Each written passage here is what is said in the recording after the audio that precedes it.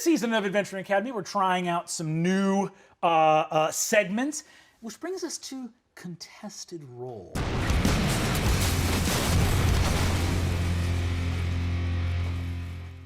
A segment here in Adventuring Academy where we get down and dirty with some hot takes and stone cold opinions that require us to get very heated about some high stakes. That's low stakes.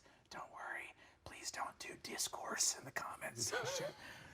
High stakes debates. Ross, I'll kick it over to you, my friend. Are there any takes that have been percolating there in your game master mind, in your PC predilections about how gaming is done out here? And rest assured, no matter what position you take, I will take the reverse. Excellent. I think you invited me on this show for one reason and one reason only, and that's because you know that I'm staunchly opposed to anything but theater of the mind being used in these games. Horse potatoes! No, sir. Battle maps, take a hike. Get them out of here. No hexes, no squares, no nothing. We play these games in the field of the mind, and in the mind they shall remain. Great. And what I love about that take, Ross, is there's nothing that whisks me away more to lands of myth and legend than a 30-minute conversation about where exactly these 5 guards are. That fucking does it for me. Oh yes, of course. And I too am immersed in a realm of fantasy, majesty, and wonder when my dungeon master unrolls a piece of dry erase plastic. God damn! And I am suddenly intoxicated with the fumes of an expo marker. Let me tell you something. When I get a whiff of that dry erase, that's when I know this shit's about to pop off, okay? What spells the high stakes of combat more than my Dorito-covered fingers pushing Mancala beads slowly around? Wait, okay. I'm gonna summon this up here.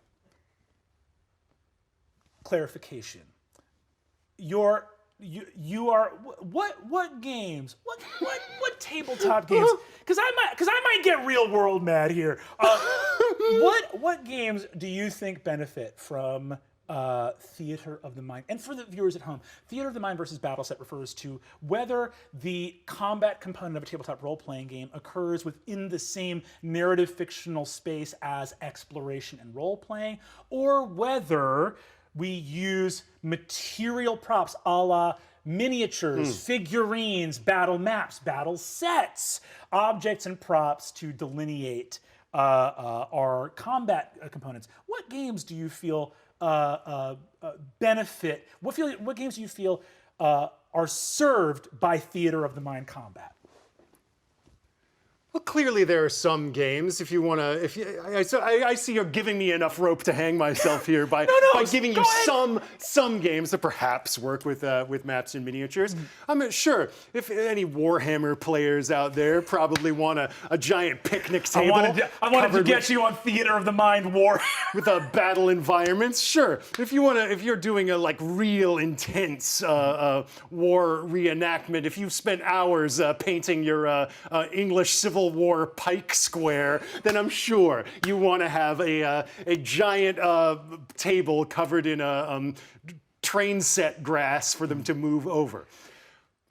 But I think things like Dungeons & Dragons, like Call of Cthulhu. Oh yes, I said Dungeons & Dragons, which is hugely all about combat. Oh, we love our miniatures, don't we? Don't we adore our magnificent environments? Don't we love the dream house? Don't we love our action figures?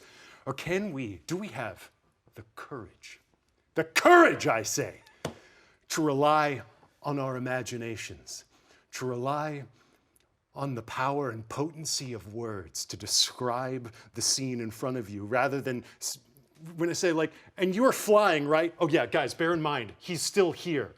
Or can you just say, and still hovering above the scene, just to the left of the guttering candelabra dangling from the canopied roof of the Basilica of the Raven Queen, is my sorcerer. First of all, when someone is flying, that's what upside down water glasses are for, okay? You turn it upside down, you pop that wizard on top of that glass, and it's still see-through. So you're welcome home, gamers. And let me break it down, because we've been having fun. We've been doing a bit. Let me fucking break it down, okay? My friend Ross is talking about courage, and it's beautiful. It's a beautiful ideal.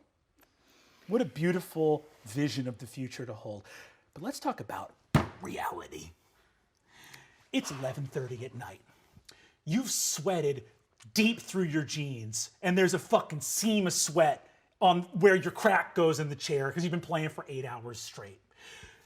They threw down with what was supposed to be a single Gorgon. But what happened? They did a stealth around where the goblins are and their 2 bugbear friends. So what was supposed to be 3 encounters is actually now a single encounter. So you've got 8 goblins, 2 bugbears, and a Gorgon.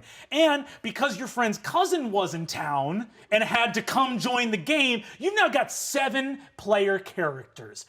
And someone, the bard, won't stop throwing sleep spells down. And you forgot that someone took a fire aura from the barbarian. So 2 of these goblins took ambient damage already.